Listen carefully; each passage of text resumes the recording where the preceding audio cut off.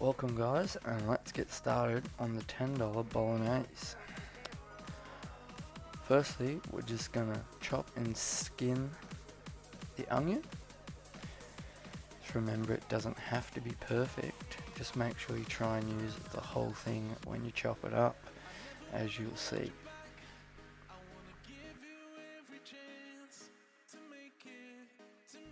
Just small or large dice. It's more personal preference to each other.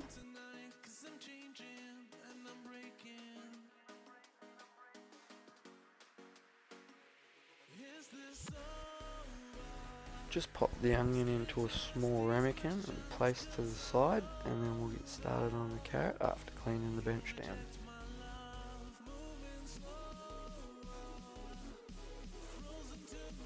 Just chop the tip off the end of the carrot, place it aside, and then get a grater and start grating all the carrot. I leave the skin on for flavour and nutrients. Then once again, just pop it in a ramekin and place aside as well. Now you don't really have to, but I only use half the mince and I set aside for a different meal. You're more than welcome to use all of it, as it still comes under the $10 meal. We then just want to place it aside, get a pot, heat it up to medium-low heat, place the mince in, give it a quick little chop and stir.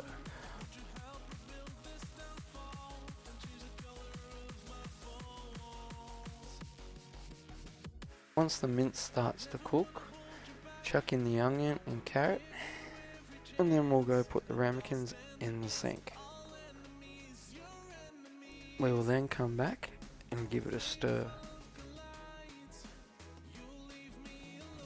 Place 1 teaspoon of salt and then 1 teaspoon of black pepper. Then just mix that through. I have an 800 gram tin of crushed tomatoes, and we just want to pop that in and give it a mix. Just let it cook for a couple of seconds while you go fill that tin halfway up with water and then place that in as well. At this point, don't worry about it being too watery, as it will cook down. We'll just place the lid over halfway and let it cook for a bit. After about 20 minutes, half an hour, when it's at a consistency like this, you know it is cooked perfectly. We will then go in with 3 tablespoons of mixed herbs, half a teaspoon of salt and half a teaspoon of pepper as well. Doing this at the end helps keep the flavour of the herbs instead of it cooking out at the start. We just want to stir that through, place a lid on it and pop it aside. In a separate pot, we want to start to boil some water with a pinch of salt and then pop the pasta in. Maybe a little bit more for good measure. Place the lid over it for a few seconds, get some tongs and then stir it through so it doesn't stick together. Oop, we have a runaway piece of pasta. If the pasta breaks like this, it needs more time. If the pasta doesn't break like this, then it should be ready to go. Just make sure you don't overcook it. Strain the pasta, then mix in some sauce, and that helps the pasta stop lumping together. I do like it saucier, so I will place a little bit more in.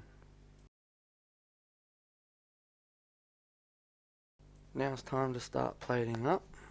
Pop some pasta in and give it a twirl, and then get a scoop of the sauce and place that on top.